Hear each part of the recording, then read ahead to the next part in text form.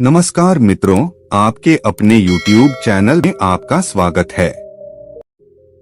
दोस्तों, ये 3 बात अपने दिमाग में बिठा लो, रंग से राजा बन जाओगे।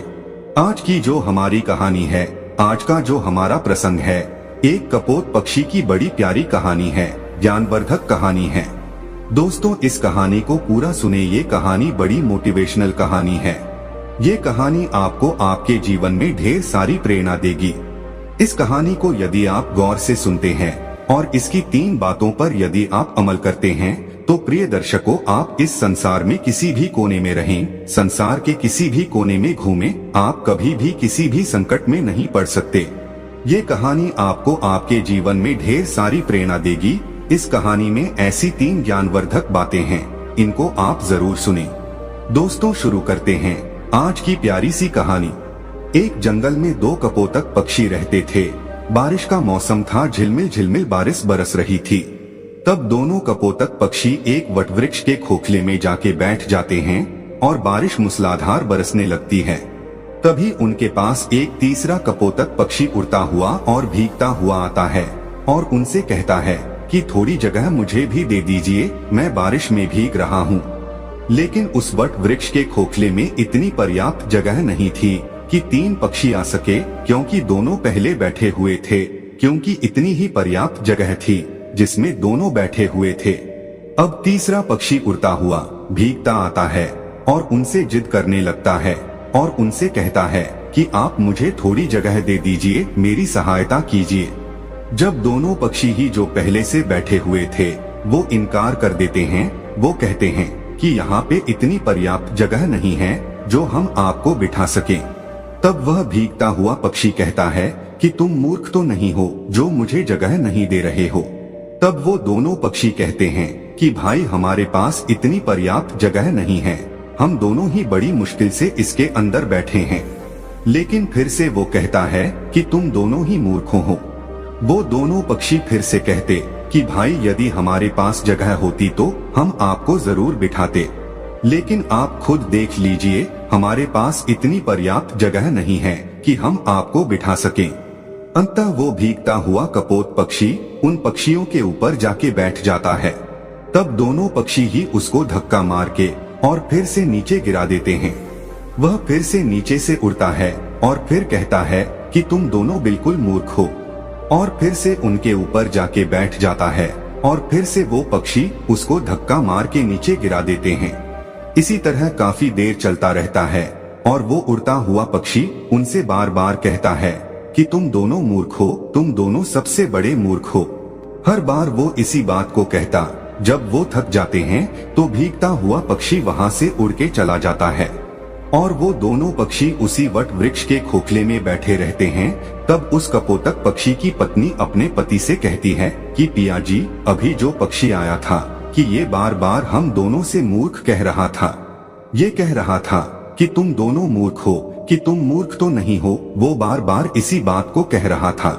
तो ये मूर्ख होता कौन है? मूर्ख होता कैसा है? मूर्ख दिखता कैसा है? आप मुझे इस बात को बताइए। तो दोस्तों, तभी कपोतक पक्षी अपनी पत्नी को एक कहानी सुनाता है और वो कहता है कि प्रिय, इस कहानी को यदि आप ध्यान से सुनोगी तो आपको ये पता चलेगा कि मूर्ख कौन होता है। तब वो अपनी पत्नी को कहानी सुनाता है और उसकी पत्नी बड़ी गौर से और बड़े ध्यान से सुनती है। कपोतक पक्षी कहानी शुरू करता है और वो कहता है कि एक नगर में एक सेठ रहता था। उसी का एक पुत्र था। सेठ ने अपने पुत्र की शादी कर दी और शादी करने के बाद सेठ का लड़का शहर चला जाता है कमाने के लिए, और सेठ के लड़के की पत्नी घर पे रहती है। एक दिन सेठ के लड़के की पत्नी पनघट पर स्नान करने के लिए जाती है और वहाँ पे स्नान करने लग जाती है। तभी उसके पास में 3 राह चलने वाले व्यक्ति आते हैं और सेठ के लड़के की पत्नी से कहते हैं कि बाई, हम बड़ी दूर से आए हैं और हमें बहुत तगड़ी प्यास लग रही है, इसलिए आप थोड़ा हमें जल पिला दीजिए। उस वक्त सेठ के लड़के की पत्नी के बदन पर इतने कपड़े नहीं थे, क्योंकि वो इस समय स्नान कर रही थी। उसी वक्त 3 राह चलने वाले व्यक्ति आ जाते हैं और उनमें से एक व्यक्ति कहता है कि हमें पानी पिला दीजिए। इस बात को कपोतक अपनी पत्नी से कह रहा है और कपोतक की पत्नी बड़ी गौर से और बड़े ध्यान से सुन रही है। कपोतक आगे कहता है कि सेठ की पत्नी उन लोगों से कहती है कि भाई तुम कौन हो। तब उनमें से एक राह चलने वाला व्यक्ति कहता है कि हम यात्री हैं और हमें बहुत प्यास लग रही है, हमें थोड़ा पानी पिला दीजिए। उस व्यक्ति की इतनी बात सुनने के बाद वो सेठ के लड़के की पत्नी कहती है कि यात्री तो सिर्फ 2 होते हैं, तुम कौन से यात्री हो। अब वो व्यक्ति बड़ी सोच में पड़ जाता है। वह सोचने लगता है कि हमें खुद को ही पता नहीं है कि हम कौन से यात्री हैं। वो यात्री उस सेठ के लड़के की पत्नी को कोई जवाब नहीं दे पाता है। तभी दूसरा व्यक्ति बोलता है और वो कहता है कि मुझे बहुत तगड़ी प्यास लग रही है और प्यास के मारे मेरे हलक सूखे जा रहे हैं, इसलिए आप मुझे पानी पिला दीजिए। वह सेठ के लड़के की पत्नी कहती है कि भाई तुम कौन हो। तब वो व्यक्ति जवाब देता है और वो कहता है कि मैं अनपढ़ गवार हूँ, आप मुझे पानी पिला दीजिए। तब उस सेठ के लड़के की पत्नी कहती है कि अनपढ़ गवार तो सिर्फ 2 होते हैं, तुम कौन से अनपढ़ गवार हो ये बताओ, तब मैं तुम्हें पानी पिलाऊंगी। लेकिन वो भी कोई जवाब नहीं दे पाता है। वो भी सोचने लगता है कि मुझे खुद को ये पता नहीं है कि मैं कौन सा अनपढ़ गवार हूँ। वो कोई जवाब नहीं दे पाता है। फिर तीसरा व्यक्ति कहता है कि बहन जी मुझे पानी पिला दीजिए, प्यास के मारे मेरे प्राण निकले जा रहे हैं, यदि कुछ देर मुझे और पानी नहीं मिला तो मेरे प्राण ही निकल जाएंगे, इसलिए आप मुझे पानी पिला दीजिए। तब सेठ के लड़के की पत्नी उस व्यक्ति से कहती है कि भाई तुम कौन हो, तुम बताओ, यदि तुमने बता दिया तो मैं तुम्हें जरूर पानी पिला दूंगी। वह कहता है कि मैं मूर्ख हूँ, आप मुझे पानी पिला दीजिए। अब सेठ के लड़के की पत्नी कहती है कि इस संसार में 2 प्रकार के मूर्ख होते हैं, तुम कौन से मूर्ख हो। दोस्तों अब वो भी इस सवाल का कोई जवाब नहीं दे पाता है। वो भी बड़े सोच में पड़ जाता है कि मुझको खुद को पता नहीं है कि मैं कौन सा मूर्ख हूँ। उसको कुछ सूझता नहीं है, कुछ आता नहीं है, कुछ जाता नहीं है। वह कोई जवाब नहीं दे पाता है। इस कहानी को कपोतक अपनी पत्नी से कह रहा है और उसकी पत्नी बड़े ध्यान से और गौर से सुन रही है। आगे कपोतक पक्षी कहता है कि वो तीनों व्यक्ति पियासे ही पनघट से जाने लगते हैं। जब वो वहाँ से रवाना होते हैं तो सेठ के लड़के की पत्नी उनसे कहती है कि भाई आप मेरे घर चलिए, गांव से कुछ ही दूरी पर इसी रास्ते पे मेरा घर है, वहाँ मैं आपको जरूर पानी पिला दूंगी। तो दोस्तों वो तीनों यात्री उस सेठ के लड़के के घर आ जाते हैं और सेठ के लड़के की पत्नी स्नान करके और कपड़े पहनकर अपने घर आ जाती है। जैसे ही वो तीनों व्यक्ति उस सेठ के घर पहुंचते हैं और साथ में सेठ के लड़के की पत्नी भी घर पहुंचती है, तभी उसके ससुर की नजर अपनी बहू पे पड़ जाती है। तब उसका ससुर सोचने लगता है कि मेरी बहू किन मर्दों के साथ घूम रही है, इसका पति विदेश गया हुआ है, इसका पति बाहर गया हुआ है कमाने के लिए और ये पराये मर्दों के साथ घूम रही है। इसी बात को वो सोचने लगता है। उधर सेठ के लड़के की पत्नी उन राहगीरों को अपने घर ले जाकर उनको पानी पिलाती है और तीनों को पानी पिलाकर भेज देती है और उनसे कहती है कि भाई मैंने पनघट में पानी इसीलिए नहीं पिलाया क्योंकि मैं स्नान कर रही थी और मेरे बदन पर इतने पर्याप्त कपड़े नहीं थे जो मैं तुम लोगों के समक्ष खड़ी हो सकूं।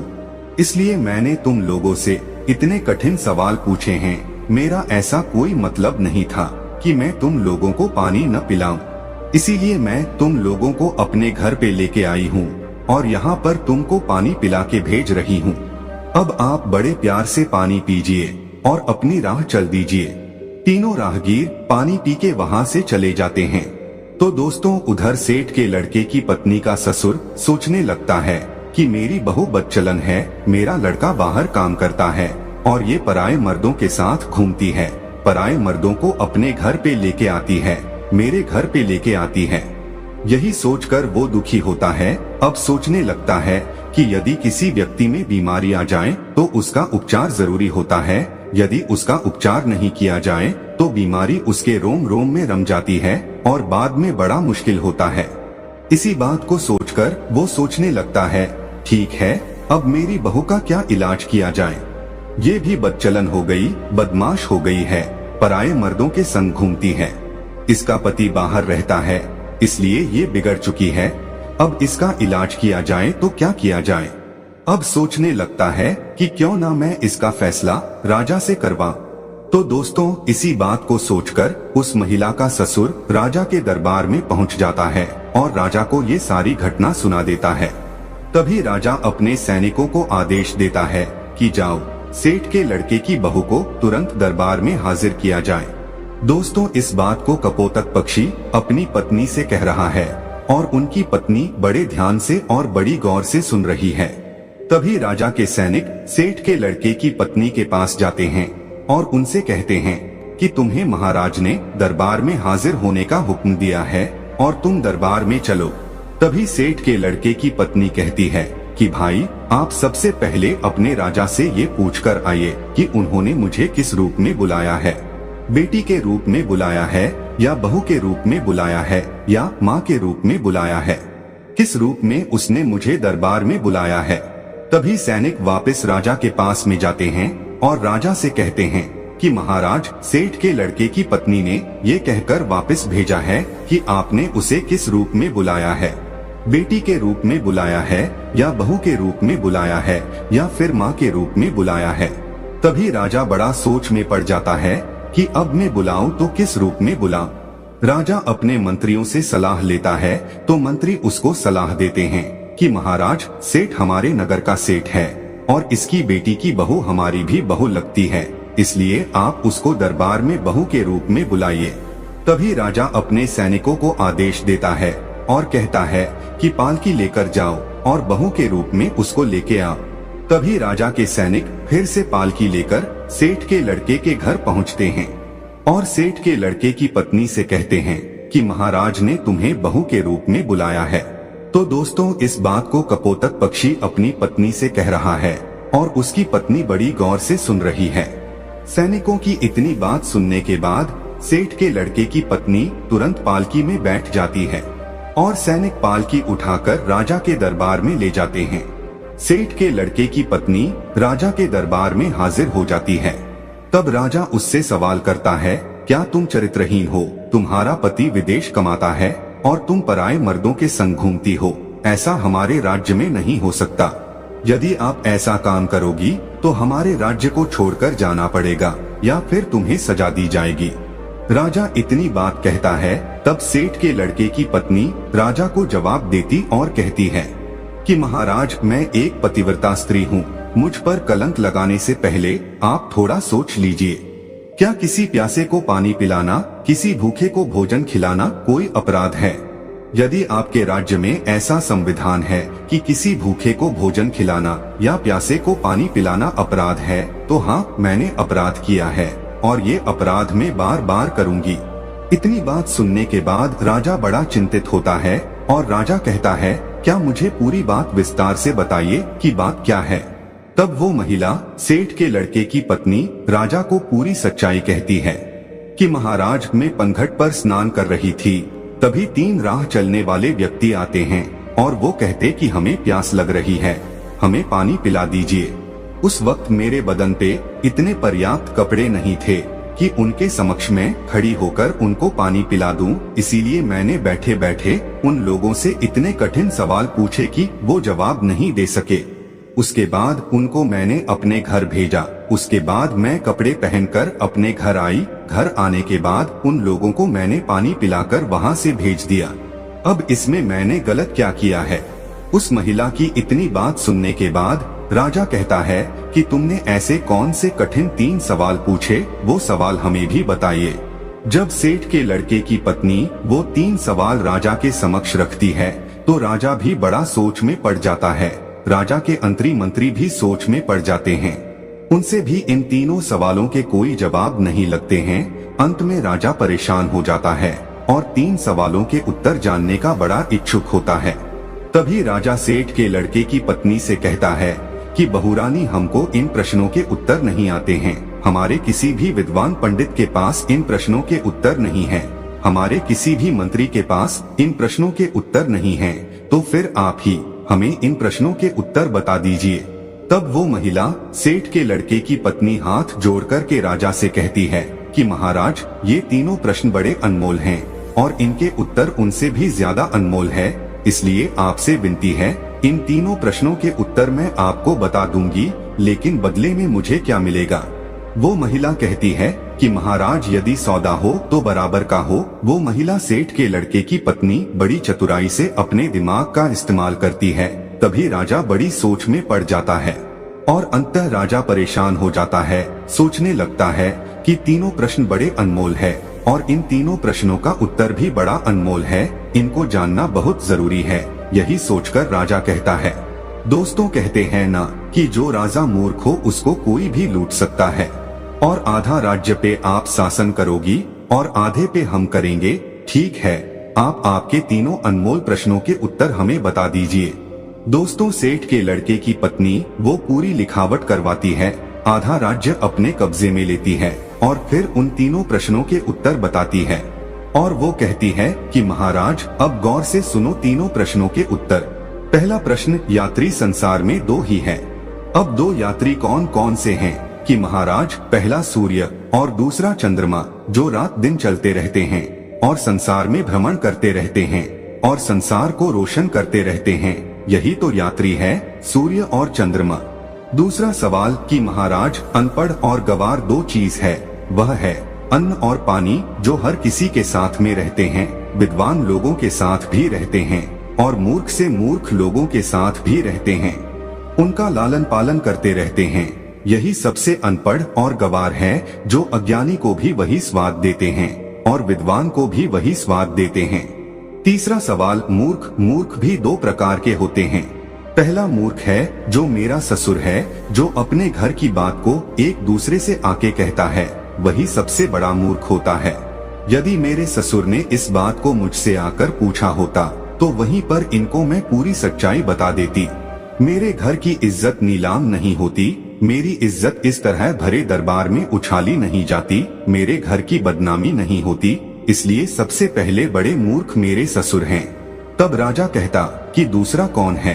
तब महिला कहती है कि महाराज दूसरे सबसे बड़े मूर्ख आप हैं।